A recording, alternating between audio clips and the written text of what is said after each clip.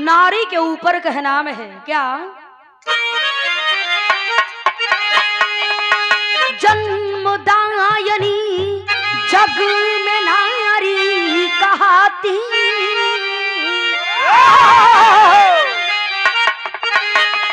बहाती है आंचल में ममता की सागर।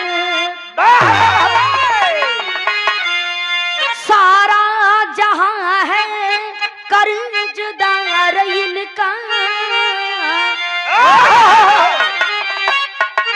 रहती परिवार में बनके खिजमत की चादर।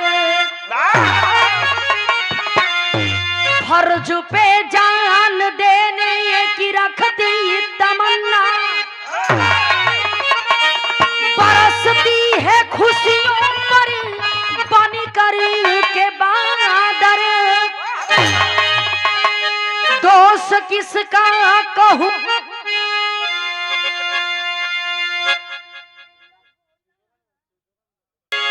गौर करेंगे बाबू, यही से एक लाइन गजल का अंदाज है। कैसे मास्टर?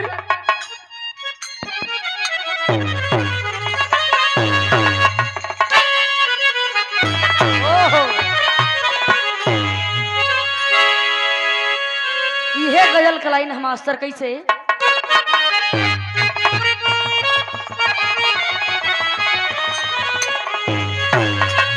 और जिंदगी की राहों में,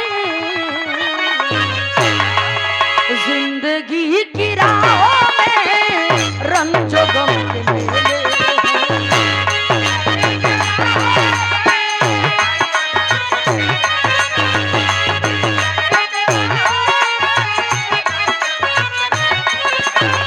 जिंदगी की राहों में रंजो गम के मेले हैं।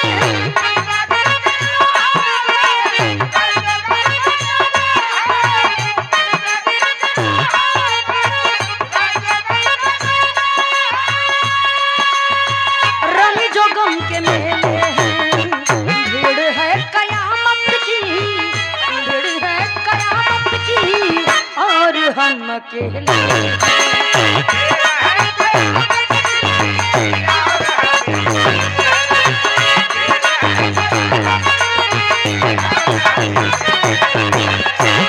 लेकिन जो नारी का सम्मान नहीं करता उनके लिए कहना है बाबू एक लाइन।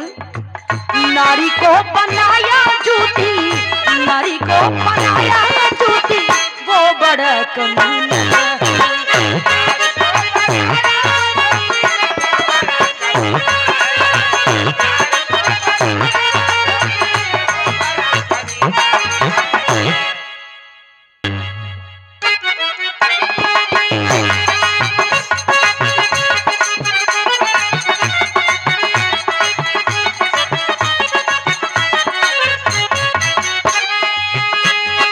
फौज का जवान उदय भान बघेला, फौज का जवान उदय भान बघेला, माता पिता का अपने संतान अकेला।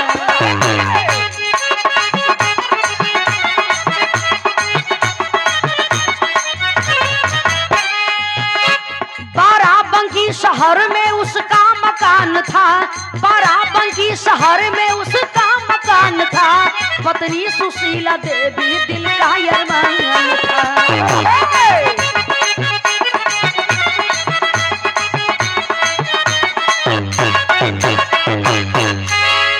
12 के रहे वाला एगो छोटा सा परिवार के मुखिया का नाम उदयभान सिंह, जो फौज में देश की सेवा करने में लीन रहा करते थे। उदयभान सिंह के पत्नी के नाम सुशीला देवी। सुशीला देवी के गोद में बड़ा दिन के बाद एगो बिटिया भइल बा, जौने बिटिया के नाम बड़ा प्यार से रीना रखले बाड़न। धीरे धीरे समय बीतल। रीना हाई स्कूल पास के लिए, इंटरमीडिएट पास के लिए, जब बीए सेकेंड ईयर के एग्जाम देवे लगलिन बाबू, वही बाराबंकी शहर में कुछ दूरिये पर एगो बड़ा सुंदर सुशील परिवार रहल। परिवार के मुखिया का नाम केदारनाथ सिंह। केदारनाथ सिंह के गोद में एक बेटा, जौने बेटा के नाम सुशील सिंह बा। बड़ा प्यार से लोग उनकरा के श्यामू कहे। वही श्यामू नाम के लड़का से रीना का शादी तय हो गई। जब उदयभान सिंह रीना के शादी तय कैलन, आज दुल्हन बन करके अपना बिटिया के विदाई कैलन हो बाबू। बिटिया रोज बड़े की बाबू हो, हमरा के कभी भी बिटिया का प्यार ना बल्कि बेटा से भी बढ़ के प्यार देख ले बाड़ा। ये बाबू देखें, माई बाबू बड़ा प्यार से अपना बिटिया के विदाई कैलन। रीना दुल्हन बन करके ससुराल में गईली न। इधर उदयभान सिंह अपने ड्यूटी पर तैनात हैं बाबू। शादी बीत गई, फिर अपने पत्नी को लेकर के उदयभान सिंह जहां पर रहते, जहां पर ड्यूटी करते थे, वहीं पर अपने पत्नी को भी लेकर के रहते थे। एक दिन के बाद अचानक संजोग बिगड़ल है बाबू। तो हुआ के मास्टर, यहाँ गीत लागल।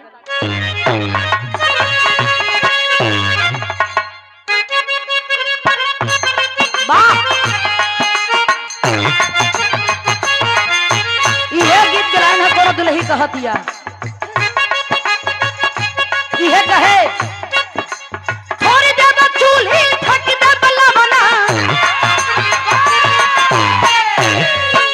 थोड़ी देर चूल्ही ठक दे बलवना, थोड़ी देर तोहरो घर सैया चैता में आवना कर जाई करे जा।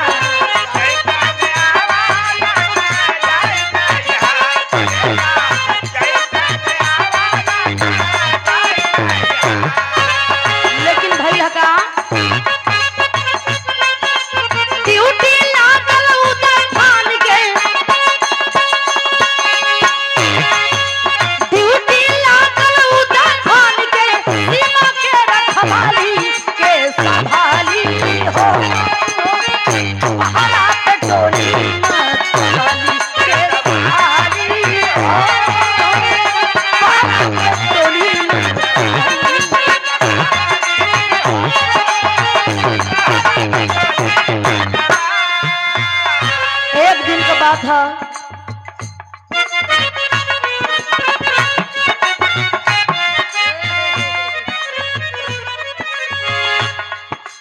ड्यूटी से घर पर आके पत्नी के साथ आराम करत हूं, तब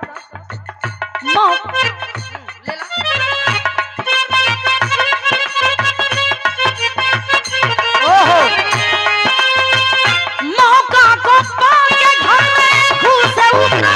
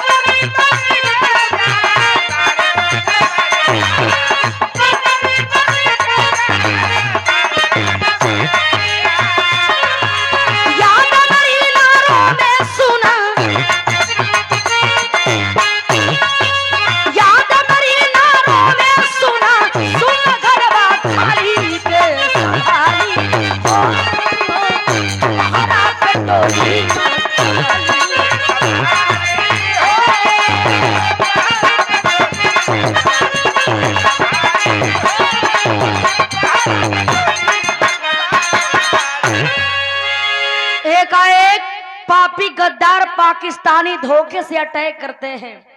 जहां पर भी हमारे सैनिक जवान फैमिली लेकर के रहते थे, एकाएक अटैक करते हैं बाबू, बम ब्लास्ट करते हैं। और उसी बम ब्लास्ट में देखें दोनों पति पत्नी मारे जाते हैं बाबू। उदयभान सिंह अपने पत्नी के साथ घर में आराम करते रहलन। बम ब्लास्ट में उदयभान सिंह और उनकरा पत्नी सुशीला देवी दोनों लोगन के मौत हो गई।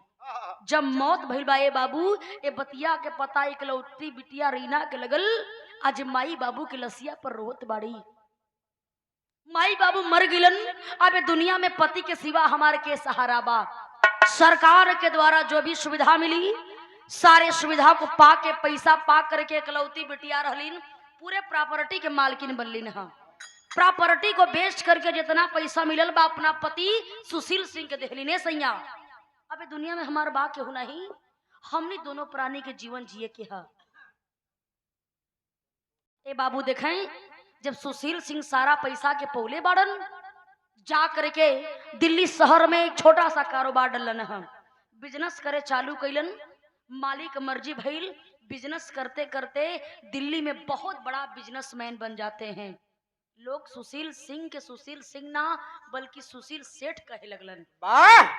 जब बहुत बढ़ियार आदमी बन गिलन हो बाबू, देखें जब पैसा ना रहल तो पत्नी अपन पत्नी प्यारी लगत रहलीन, लेकिन जब सुशील सिंह के पास पैसा हो जाता है तो अपना रीना से बड़ा दूरी बनावे लगलन। अपना रीना से बड़ा दूरी बनावे लगलन। काहे से? सुशील सेठ जोन बिजनेस करें, उसी बिजनेस में एगो लड़की का एंट्री भइल बा, जोने लड़की का नाम रहल सुषमा। औरत का कौ रूप होला बाबू, जरा गौर करीहन। एक वो भी पत्नी है जो अपने पति पर सब कुछ न्यौछावर कर दी है, और एगो इहो लड़की बा बड़ा खूबसूरत रहल। खूबसूरती के देख करके तो सुशील सेठ एकदम पगलाए गइलन। कलन की बस ऐसने के तो हमके इंतजारे रहल ह। देख के आगे पीछे लट्टू होके घूमे लगलन। सुषमो समझ गेल कि लगत बा कि सेठ जी एकदम पगला गल होन। जना था दंवरी हरा करी है तो काहे ना हम मौका का फायदा उठाई। देखें बाबू, सुषमा नाम की वह लड़की सुशील सेठ को अपने खूबसूरती के जाल में फंसा लेती है। अब सुशील सेठ का दिमागवे ना काम करत बा, जहां जाता खाली सुषमा लौकबे करे। ए बतिया के पता, ए बात के पता देखें जब अपनी पत्नी रीना को पता चला बाबू, आज अपना सैया के बुला करके हाथ जोड़ के वो बात कह बड़ी। तेरी लाइन में मास्टर का कहलीन,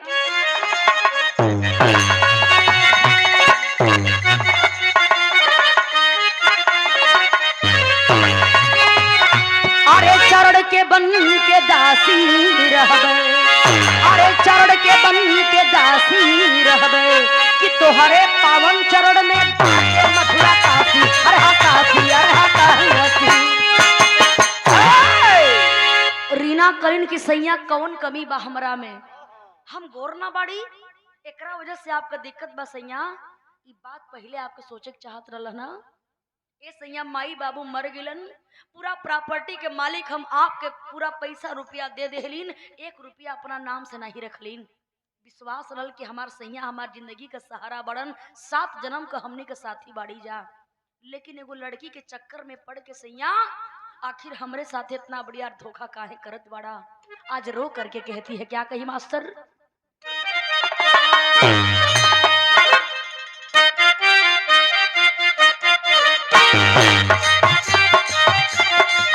ये गीत लाइन है, दाबी के हेलू गरिया भागल कबन नगरिया भागल।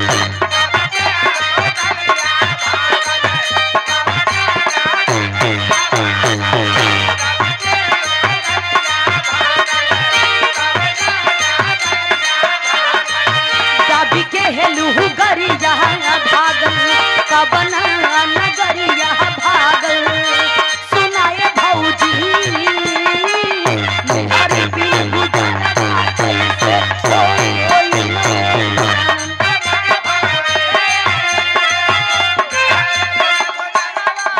लेकिन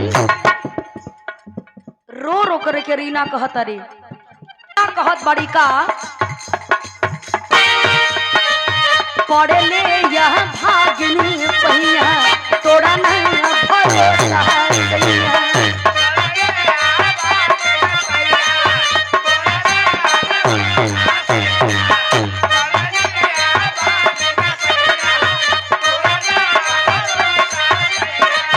पड़े ले यह भागनी पहिया, तोड़ा ना भरोसा सैया।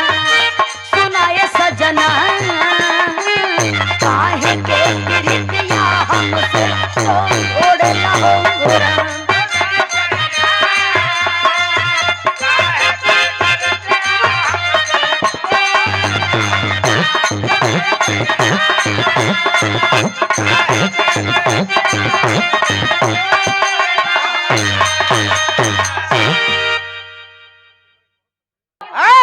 देखिए आखिर में रीना रो रो करके सारी बात कहे लगली ना। ए सैया केहू सहारा है दुनिया में बा नहीं तोरा सिवा। 1 रुपया अपने नाम से भी ना खलीन, इतना हमके विश्वास रहल। लेकिन आज जब दिन बदलल सैया हो, तू करोड़पति अरबपति हो गईला, एक पत्नी के बैलू के भुला गेला सैया। ऐसन काहे करत तारा सैया? एक लड़की के चक्कर में पड़ के हमार जीवन खराब काहे करत तारा? ए बाबू वाह, देखे नशा कितना बेकार चीज होला। लोग कलन की विनाश काले विपरीत बुद्धि। वो तो अपने आप में सुशील सिंह चूरवन खाली उ लड़की के प्यार दिखाई दे रहल बा।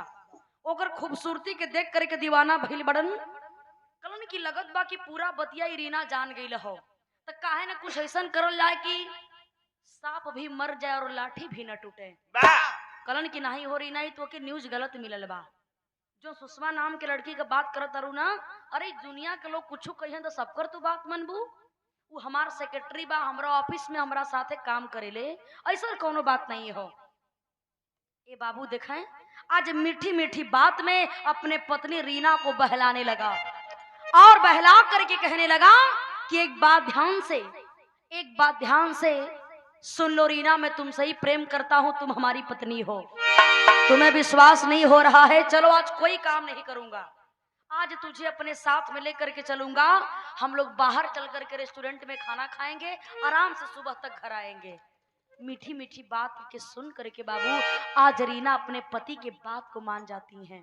तब सुशील सिंह देखें आज कितना बड़ा धोखा अपने पत्नी के साथ करता है। क्या क्या मास्टर गीत लगल।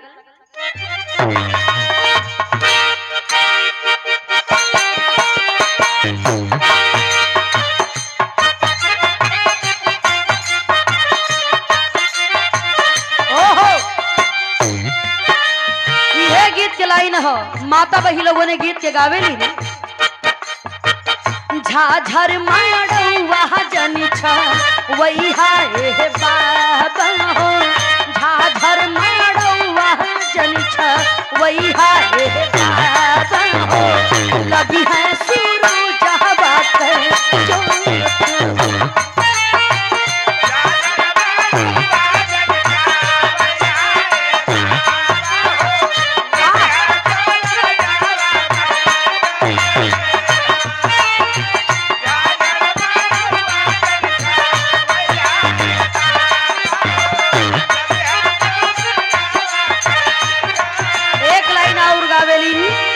आधे माड़ौआ बैठे नैहर के लोग, आधे माड़ौआ बैठे नैहर के लोग हो, आधे में सजना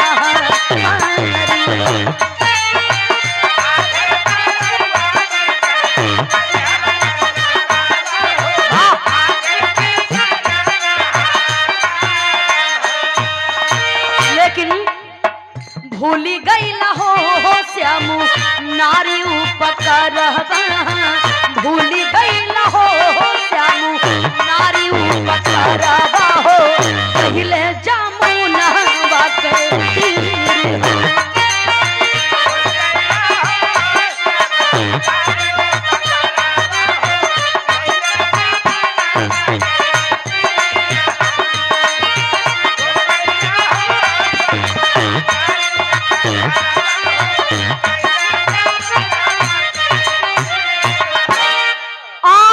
पत्नी रीना को साथ में लिया, जे दिल्ली गई हुई बाबू जानत हुई। देखें गाजियाबाद और दिल्ली के बीच में बहुत बड़ा ओवर ब्रिज है, और ओवर ब्रिज से अपने पत्नी को मीठी मीठी बात में फुसला करके ओवर ब्रिज से बाबू धक्का दे देता है। जब धक्का दे दिया, रीना वही जमुना उकरा नीचे जमुना जी बहत रहलीन, जमुना जी में रीना गिर जाती है। और देखें सुशील सिंह हमेशा के लिए आजाद हो गया। जा करके उस सुषमा नाम की लड़की के साथ में कोर्ट मैरिज करके जीवन जीने की शुरुआत करना चाह रहा है। इधर यहाँ जमुना जी में रीना गिरलिन, हम 2-4 गो मल्ला भाई लोग देखलन कि जमुना जी के किनारे कोनो लड़की के लाश लगल बा। देख के कलन के अभी तो जिंदा बा, ले जा करके दिल्ली के अपोलो हॉस्पिटल में भर्ती कर देते हैं बाबू। जब भर्ती कैलन 2 घंटा 4 घंटा बीतल बा, सारी बात चारों मल्ला भाई डॉक्टर साहब से बताते हैं कि ए लड़की का लाश हमने के जमुना जी में मिलल है। डॉक्टर साहब आते हैं, 4 घंटा बीतल। 4 घंटा बीतने के बाद बाबू रीना को होश आता है। जब रीना को होश आइल, डॉक्टर साहब पूछत हुवन, ए बिटिया का बात बाखे तू काहे बदे अपन जान देव बदे जात रहलू? सारी बात के रीना बतौलिन की का कहीं डॉक्टर साहब, माई बाबू मर गिलन, पति का सहारा रहल और हमार पति एगो लड़की के चक्कर में पड़ के हमके जान से मारे के कोशिश कैलन। हाँ, सारी बात पूरे विस्तार से रीना समझा रही है। ये बतिया के जब डॉक्टर साहब सुनलन, हे बाबू कहने लगे, चिंता मत करो, दुनिया में जिसका कोई नहीं होता उसका भगवान होता है। डॉक्टर साहब सुन के किरण का मास्टर पपड़ के लाइन लगल।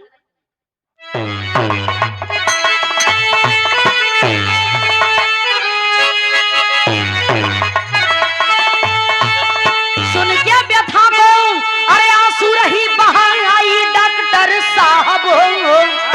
सुन के व्यथा को अरे आंसू रहे बहाई आई डॉक्टर साहब। आपन धर्म का बेटी लिए बनाई डॉक्टर साहब।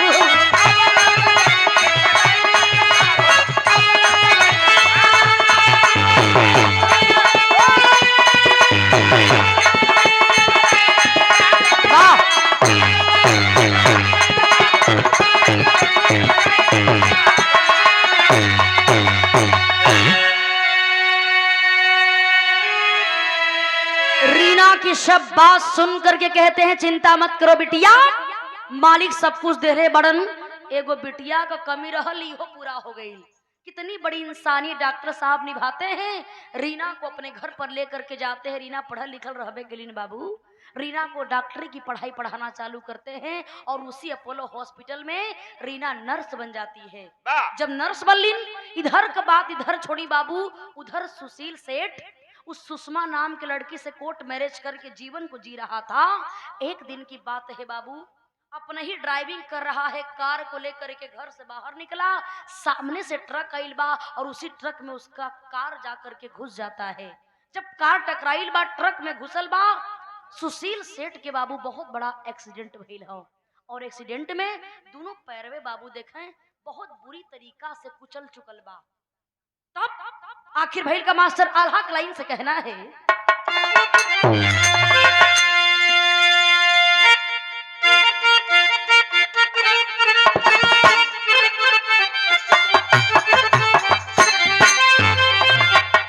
अरे यहाँ के अस्पतालवा में भर्ती भइले श्याम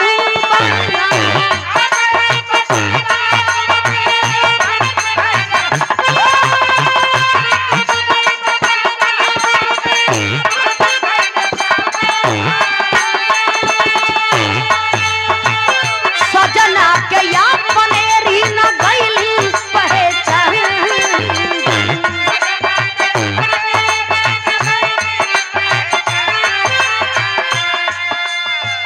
करे पाती सेवा अपने चेहरा के छुपा के भैया।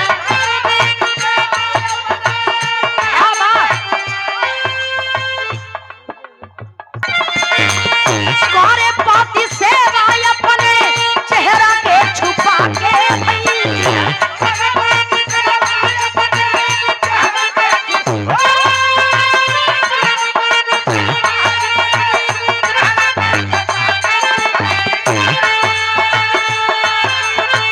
बोलवा न जाए पवले श्याम श्री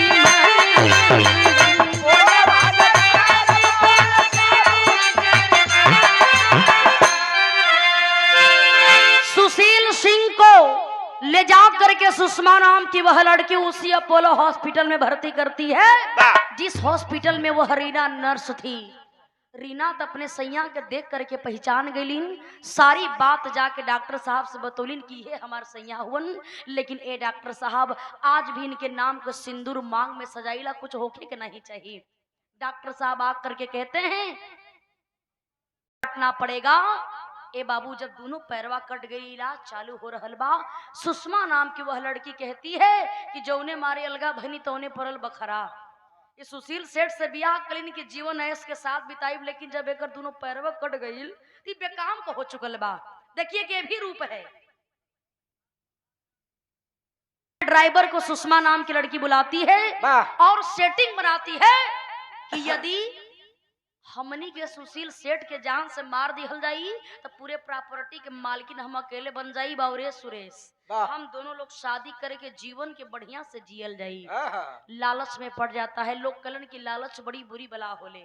सुरेश नाम का वह ड्राइवर लालच में पड़ गया और सेटिंग बनाती है, कहती है सुनो रात को 12 बजे हॉस्पिटल में आना और मैं बल्ब को बुझाऊंगी, पिस्टल लेकर के आना, गोली चलाना और सुशील सेठ मर जाएगा, जो होगा उसको मैं संभाल लूंगी, चिंता मत करो। आहा। यह बतिया कह करके सुषमा नाम की लड़की सेटिंग बनाती है बाबू, लेकिन पूरी बतिया के नर्स के लिबाज में रह करके देखें रीना सुनत रहलीन। तब विचार करती है चाहे कुछ भी हो जाए लेकिन मैं ऐसा हरगिज नहीं होने दूंगी।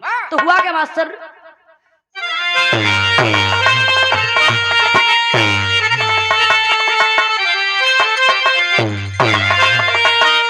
मर जाइबे अरे पहिल के हम कफन गए चोलिया, मर जाइबे अरे पहिल के हम कफन गए चोलिया, अरे कैसे जियते हमरे सैया पर चले बोलिया।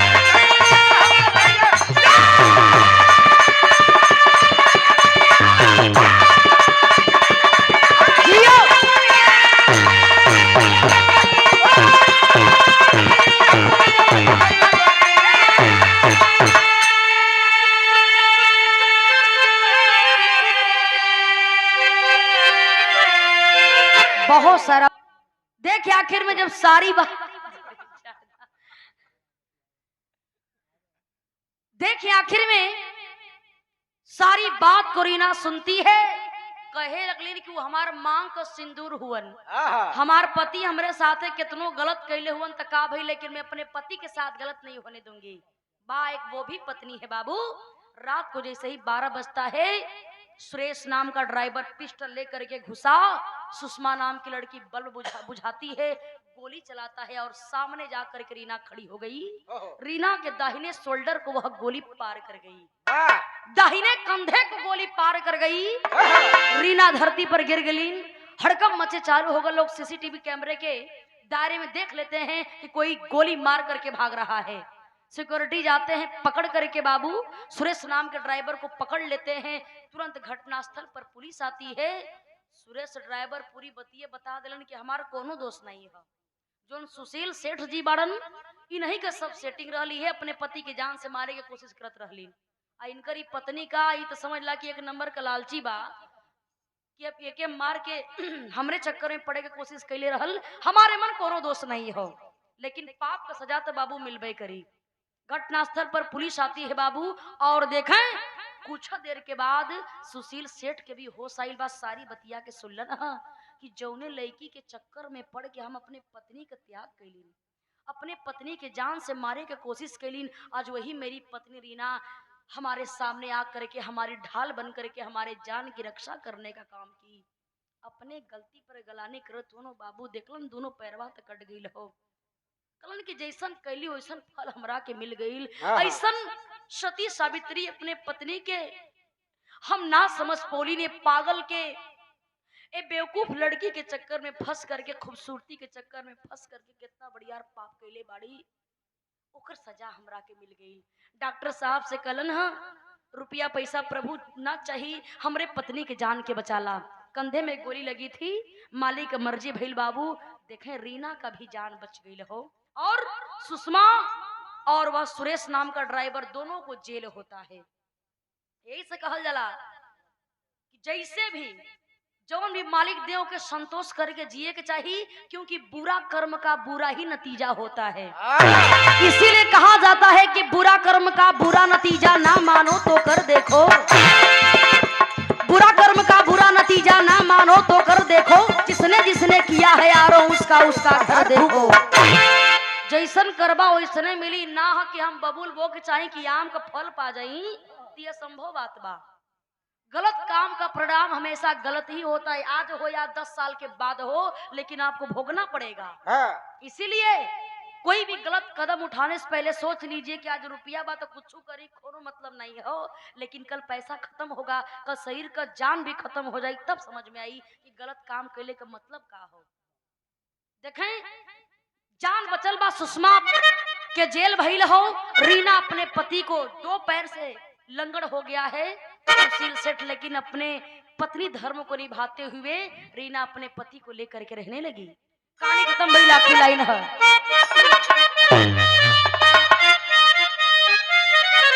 वाह बिमला भाभी करबा तक गलते परिणामों मिली के सोच ली आप लोग। इसीलिए कहना है क्या, काहे माया में भुलाई बाड़ा तोता हो।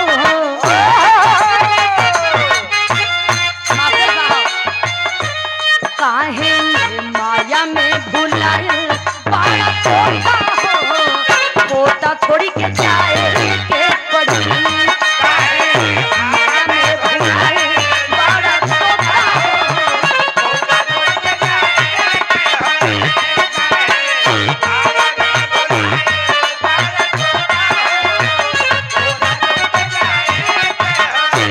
सगरी स्वार्थ खातिर नीमन बौर होता हो। सगरी स्वार्थ खातिर नीमन बौर होता हो, होता छोड़ी के जाए के पड़ी। काहे माया में भुलाई बाड़ा तोता हो, होता छोड़ी के जाए के पड़ी।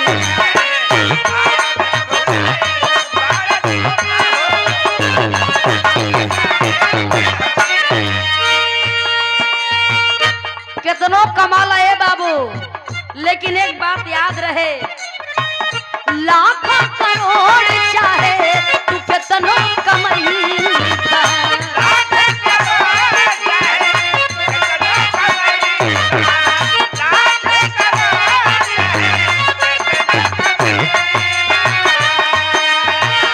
खाला खियाला नाता लेके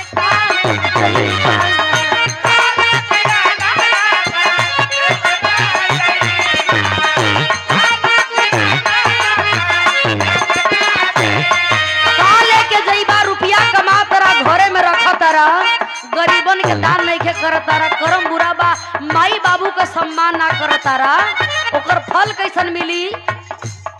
मर गई बा तो होई का, लाख करोड़ चाहे तू कितनो कमईबा। खाला खियाला नाता लेके का जईबा, तोहर खुल जाई पहिरल लंगोटा हो। सुतन बना रही तोहार खुल जाई पहिरल लंगोटा हो, छोड़ी के चाहे के परी।